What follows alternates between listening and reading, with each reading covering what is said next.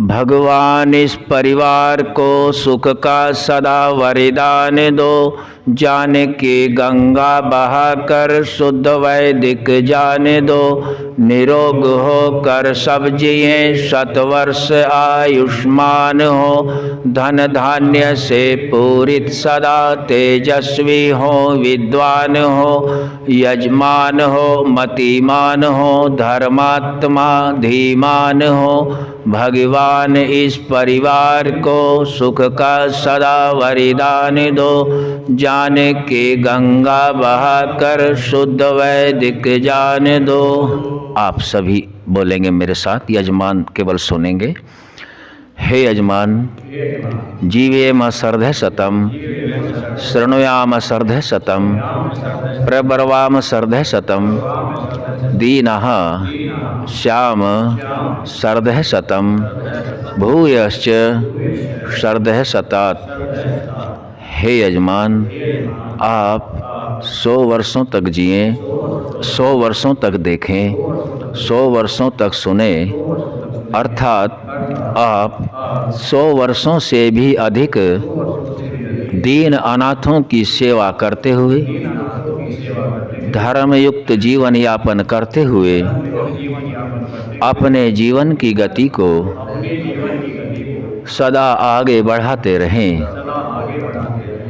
ओम स्वस्ति ही स्वस्ति ही स्वस्ति ही। आपका कल्याण हो, कल्याण हो, कल्याण हो। आप खड़े होकर के सभी का धन्यवाद करें।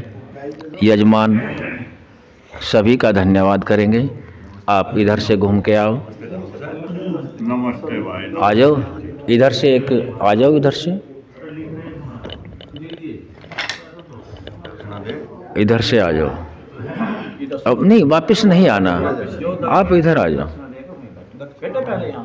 कोई बात नहीं, अभी दक्षिणा हम दे रहे, बाद में दे देंगे। कोई बात नहीं, चलो ठीक है। धन्यवाद जी, आप बैठो। देखो, ये डॉक्टर साहब ने सही बात पकड़ी है। अभी हम लोगों को पूरा ज्ञान तो हमें भी नहीं, हम नहीं कहने लगे, किसी को भी हो ही नहीं सकता जो मनुष्य जन्म लेता है, पूरा ज्ञान नहीं हो सकता। लेकिन जिस कर्म को हमने किया है उसकी विधि हमें पता होनी चाहिए।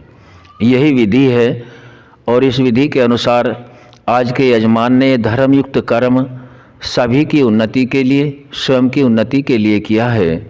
और जो परमपिता परमात्मा का विज्ञान सृष्टि में विद्यमान है, उसी के अनुसार, ऋषियों के ज्ञान के अनुसार हमने इस अग्निहोत्र कर्म को किया है। अब यजमान ने अपना काम किया, हम सभी एक पुरोहित या परोपकार या किसी संस्था या समाज के नाम से जैसे कार्य करते हैं, तो हम सभी का भी धर्म है कि हम यजमान की कामना के लिए उत्तम कर्म करें। कोई भी ऐसा नहीं है कि हर वक्त ज्ञानी संपर्क में रह सकता हो। ऐसा तो असंभव होता है कि व्यक्ति संपर्क में हर वक्त ही रहता हो। उसके लिए ऋषियों ने हम सभी के बीच में कुछ ग्रंथों को रखा है। हम सभी को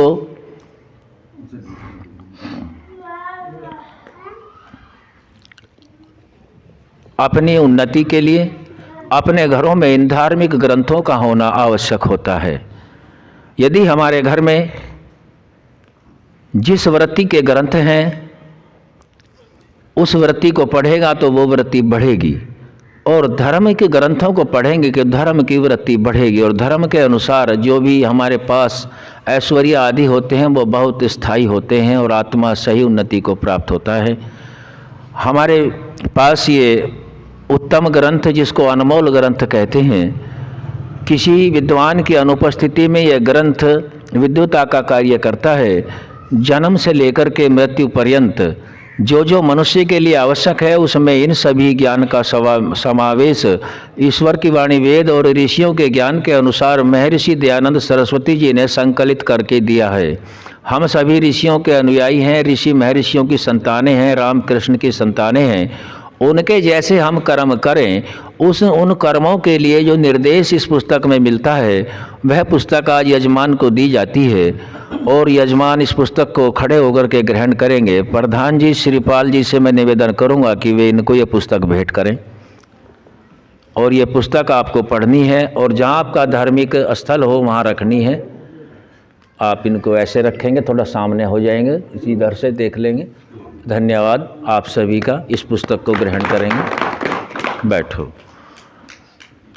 क्योंकि हम सभी जितने भी मनुष्य हैं, हम सभी का कोई उद्देश्य होता है, और जिसका कोई उद्देश्य लक्ष्य विहीन होता है वो अपनी उन्नति नहीं कर पाता।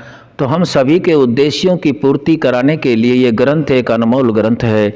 इसमें आप ग्रहण करें, अध्ययन करें, पूरा परिवार करें, यह आपकी उन्नति के लिए सहायक होगा।